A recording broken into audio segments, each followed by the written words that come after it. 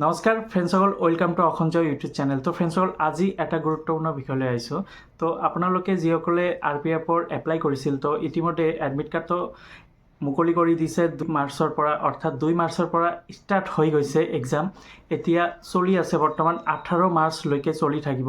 তো যিসকলে এক্সাম দিছে আৰু যিসকলৰ এক্সাম এতিয়াও দিব পৰা নাই, অৰ্থাৎ যিসকলৰ এক্সাম কালি আছে, অৰ্থাৎ 11, 12, 13, 14, 15, অৰ্থাৎ 18 তাৰিখলৈকে যিসকলৰ এক্সাম আছে, সিহঁতৰ বাবে মই কিছু ছাজেশ্যন দিব বিচাৰিছোঁ। কাৰণ ময়ো এক্সাম দি আহিছোঁ RPFৰ, মোৰ যোৱাকালি হৈছে এক্সামটো। তো মই কেনেদৰে দিছোঁ আৰু কি লগত লৈ যাব আপোনালোকে, সেই বিষয়ে মই ভাবিলোঁ যে এটা ভিডিঅ' বনাই দিওঁ, আপোনালোকৰ বাবে সুবিধা হ'ব। তো মোৰ যোৱাকালি ইণ্টাৰভিউ হৈ গৈছে, মোৰ গুৱাহাটী ইকম টাৱাৰত এক্সাম হৈছে। তো আপোনালোকৰ সকলোৰে গুৱাহাটী ইকম টাৱাৰতে হ'ব, কাৰণ অসমৰ ভিতৰত CBT যিটো পৰীক্ষা, এইটো RPFৰ CBT পৰীক্ষা হয়। আৰু CBT অৰ্থাৎ কম্পিউটাৰ বেছড টেষ্ট, আপোনালোকৰ কম্পিউটাৰতে এক্সাম হ'ব। আৰু কম্পিউটাৰ এক্সাম হ'বলৈ হ'লে গুৱাহাটী অকল এটা এড্ৰেছতে আপোনালোকৰ এক্সাম হ'ব, যিটো হৈছে ইকম টাৱাৰ। তো এইটোৱে বৰঝাৰৰ ওচৰতে, এয়াৰপৰ্টৰ ওচৰতে ইকম টাৱাৰ নামৰ এটা বিল্ডিং আছে। সেই বিল্ডিঙতে আপোনালোকৰ এক্সাম অনুষ্ঠিত হ'ব। তো এইটোৱে সকলোৰে অল অসমৰ যিসকলে এপ্লাই কৰিছিল RPFৰ CBT টেষ্টৰ বাবে এই ইকম টাৱাৰতে এক্সামটো দিব লাগিব। মই এক্সাম কেনেদৰে দিছোঁ আৰু তাতে কেনেদৰে কি চেক কৰিছে, তো এইটোৱে বিষয় লৈ মই আজি ক'ম। তো মই এক্সাম যেতিয়া সোমালোঁ গেটৰ সন্মুখত, তো মোবাইল, কেলকুলেটাৰ, ঘড়ী, তাৰপিছত কোমৰত থকা বেল্ট, যিটো বেল্ট পৰে, সেই বেল্টটো এলাউ নকৰে। তাৰপিছত গলত যদি আপোনালোকে যদি মালা টালা পৰিছে, সেইটো এলাউ নকৰিব। তাৰপিছত কাগজ, তাৰপিছত কইন, আপোনালোকে যদি 1 টকা, 10 টকা, 5 টকা যদি কইন লয়, তেতিয়াহ'লে এলাউ নকৰিব।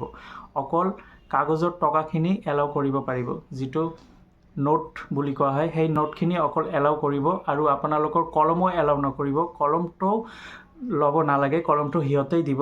আৰু তাতে যেতিয়া এক্সামত সোমাইছোঁ মই, তাতে আপোনালোকৰ পূৰা ৰিচেক, পূৰা 2বাৰ কৰি ৰিচেক হ'ব। তো ৰিচেক হোৱাৰ পিছত তাৰপিছত আপোনালোকৰ এডমিট কাৰ্ড চাব, তাৰপিছত আপোনালোকৰ আধাৰ কাৰ্ড ল'ব লাগিব, নহ'লে এটা আইডেণ্টি প্ৰুফ যেনে পেন কাৰ্ড, আই কাৰ্ড ল'ব। CBT টেষ্ট যিটো কম্পিউটাৰত দিছোঁ মই, তো সেই CBT টেষ্টটো তাতে কুৱেশ্যন থাকিব, এনচাৰো থাকিব, অৰ্থাৎ মাল্টিপল চইচ 4টা অপশ্যন থাকিব।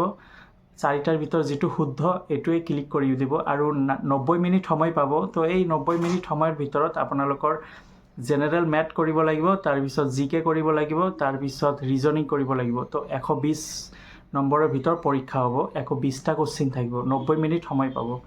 তো ফ্ৰেণ্ডসকল, এইটোৱে আজি ভাবিছোঁ যে মই এই ভিডিঅ'টোলৈ আপোনালোকৰ লগত শ্বেয়াৰ কৰোঁ।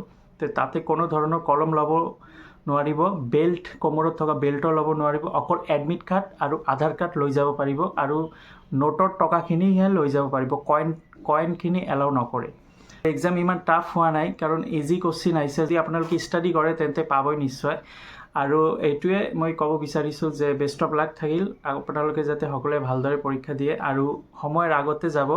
ৰিপৰ্টিং টাইম যিটো, সেই ৰিপৰ্টিং টাইম মতেই আপোনালোকক সোমাব, তাৰপিছত চেক কৰিব, তাৰপিছত ডকুমেণ্ট অৰ্থাৎ এডমিট কাৰ্ডখন দেখিব, আৰু আধাৰ কাৰ্ড বা আধাৰ কাৰ্ড নহ'লে পেন কাৰ্ড লৈ যাব, এইটো চাব। আৰু তাতে গৈ আপোনালোকক যিটো কম্পিউটাৰ বহিব ক'ব, সেই কম্পিউটাৰ আপোনালোকৰ এক্সামটো হ'ব। আৰু লগতে তাতে ৰাগ পেপাৰো দি দিব, আপোনালোকক অংক কৰাৰ বাবে বা ৰিজনিং কৰাৰ বাবে এটা পেপাৰ দিব, কলমো দিব। তাতে টয়লেটৰো ব্যৱস্থা কৰা আছে, পানী খোৱাৰো ব্যৱস্থা কৰা আছে। যিটো বেগ লৈ যাব, তাতে এই ইকম টাৱাৰৰ তলত কিছুমান দোকানেই আছে, সেই দোকানত আপোনালোকে বেগখন, আজিৰ ভিডিঅ'টো এইখিনিয়ে সমাপ্ত কৰিব লাগিব। ধন্যবাদ।